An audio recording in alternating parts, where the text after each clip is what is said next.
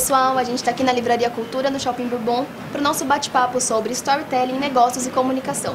O nosso convidado é sócio fundador da Storytellers, neto de cineasta, futuro romancista e de tempos em tempos um personagem. Oi, Fernando Palacios, tudo Olá, bom? Tudo ótimo. Para começar, Fernando, vamos falar um pouquinho sobre o storytelling, o significado dele. Da palavra storytelling. A primeira coisa para entender, assim, quando a gente está falando de storytelling, até assim, o nome é um meio rebuscado, esse storytelling, as pessoas se confundem, tudo é normal. Mas o brasileiro ele gosta também de importar muito, e nesse caso específico tem uma razão. O storytelling é feito de duas palavras, né? O story e o telling. E isso até em termos de pensamento, de processo, faz diferença. O story é todo aquele pensamento mais abstrato. Então quando eu falo, por exemplo, 1001 Noites, você tem uma ideia de 1001 Noites na sua cabeça. Isso é story, é a história que está na sua cabeça, que é diferente do que está na minha, que é diferente do que está nas pessoas aqui.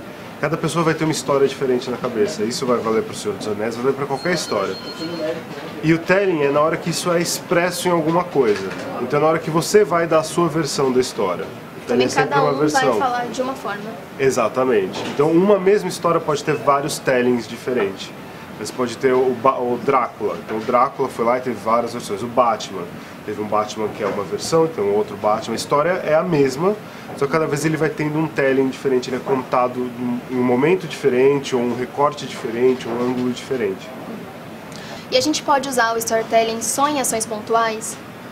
Pode, mas o ideal é assim, uma ação pontual você vai acabar usando muito mais técnica até de narrativa do telling do que do story. Porque o telling é como é que eu vou contar bem uma história. Eu tenho uma história boa, como é que eu conto bem? E o story é eu tenho uma história, como é que eu faço a história ficar boa? Como é que eu melhoro ela? Quais são os melhores momentos que eu vou pegar? E quando você vai fazer uma coisa muito pontual, normalmente você vai usar mais o telling do que o story. Então assim, eu já tenho uma história, eu quero só contar bem. Você pode, por exemplo, eu vou fazer só um anúncio, e aí você faz 30 segundos de uma historinha. Aí, quando você vai fazer a continuação da campanha, por que eu não resgato aquela história que eu já tinha criado e não faço uma continuação? Você vai ver que o começo é sempre muito mais difícil, porque o storytelling ele é a última parte de um processo. Vamos supor que você vai fazer um plano de negócio que quer apresentar com o storytelling, né, para o investidor.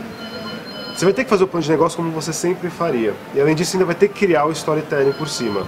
Então você vai ter bem mais trabalho para fazer o storytelling. Então no começo é muito mais trabalho, mas depois fica tudo muito mais fácil. E aqui a otimização do share de olhos e ouvidos. A gente escuta, mas de onde veio esse termo e explica melhor pra gente. Tá, esse termo eu ouvi de uma amiga minha que é executiva. Né, e o mundo executivo, o mundo corporativo, ele tem muito essa coisa do share. Né? Então o share é um jeito de você entender quem é o seu concorrente. Então uma empresa, por exemplo, que trabalha com alimento, vai falar, eu tenho share de estômago. E vai concorrer com uma empresa que vende batata frita, a água também concorre, porque está ocupando o mesmo espaço do estômago. Então todo mundo quer aquele share também. E aí o share de olhos e ouvidos, quando eu estava explicando para ela de storytelling, ela falou, entendi, o storytelling vai te ajudar a conquistar o share de olhos e ouvidos. O que o storytelling faz é isso, ele vai atrair a atenção das pessoas e vai conseguir reter muito mais. Na hora que você conta uma história é muito mais interessante do que quando você fica nos dados e fatos, né? Você consegue envolver emocionalmente, esse tipo de coisa. E qual que é a importância disso para a empresa? A importância é que hoje em dia a gente está num momento, nunca na história da humanidade a gente tem tanta informação disponível. Né? E cada dia, tudo que se publica na internet é cada vez mais e mais e mais. Todo mundo está produzindo conteúdo, cada usuário do Facebook é um produtor de conteúdo, toda vez que ele posta alguma coisa. Então a atenção vai ficando uma coisa super difícil de você conseguir manter. Ainda mais você vai tendo uma segunda tela, uma terceira tela, então o cara já vai ver TV com uma segunda tela e tal. E o storytelling é a hora que você consegue segurar e a pessoa vai no cinema e se concentrar. É uma atenção exclusiva. Você vai no cinema, desliga o celular, você vai ler um livro, você larga tudo e segura o livro com as duas mãos. É o último reduto de uma atenção mais exclusiva. Storytelling, assim, olha, é o seguinte, eu vou te contar uma história, no final você vê o que você decide o que você vai fazer com ela.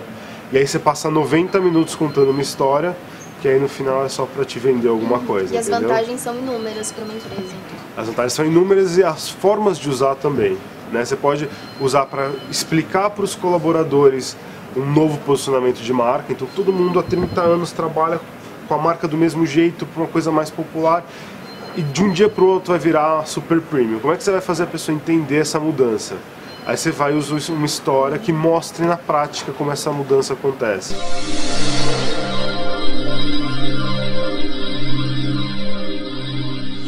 Fernando, na comunicação, quais são as piores falhas encontradas nas histórias que as empresas contam? A maior falha de todas é você achar que você pode só contar uma historinha. É tipo, vamos lá contar uma historinha e tal. Quando você vai fazer uma história, você vai estar concorrendo com qualquer história. Você vai estar concorrendo com a história da Pixar, da Disney. A pessoa vai colocar no mesmo patamar, não é fácil, é café com leite porque é corporativo. Outros erros são você achar que é só você colocar um personagem, tipo um mascote. Vou lá, eu coloco um mascote, isso vai contar a história. É bem mais complexo do que isso, você tem que construir realmente a história. Esse ano a Ideia começou a produzir conteúdo em diversas mídias, como webinar e vídeo. Isso pode ser considerado uma forma de storytelling? É mais uma forma de transmídia do que storytelling, né? Quando você começa a ir fragmentando e tentando pegar as pessoas em lugares diferentes, você vai entrar mais no território do transmídia. Mas não é storytelling, porque storytelling tem que, por exemplo, ter personagem. Tem que ter personagens que são recorrentes, personagens que vão continuar e que você vai conhecendo mais sobre eles. Você não está tentando contar uma história exatamente, você está falando diretamente do conteúdo. Esses erros, eles valem também para as pequenas e médias empresas? Vale, na verdade, para todo mundo, tá? Mesmo as grandes agências no mundo inteiro também cometem isso.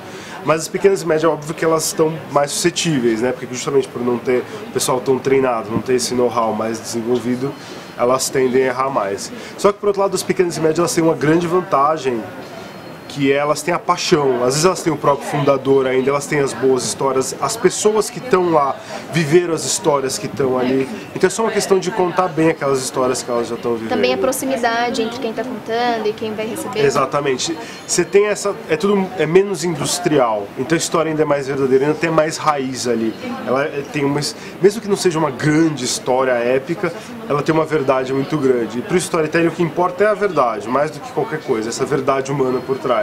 Fernando, conta agora pra gente uma história muito boa contada por alguma empresa. Até assim, pensando em pequenas e médias, tá? Apesar de que óbvio que não é uma pequena, mas trabalha como uma pequena, é o Peru. O Peru é uma marca, né? Como qualquer país é uma marca, como qualquer cidade é uma marca. E o Peru fez uma história muito legal. Eles fizeram um vídeo de uns 2, 3 minutos.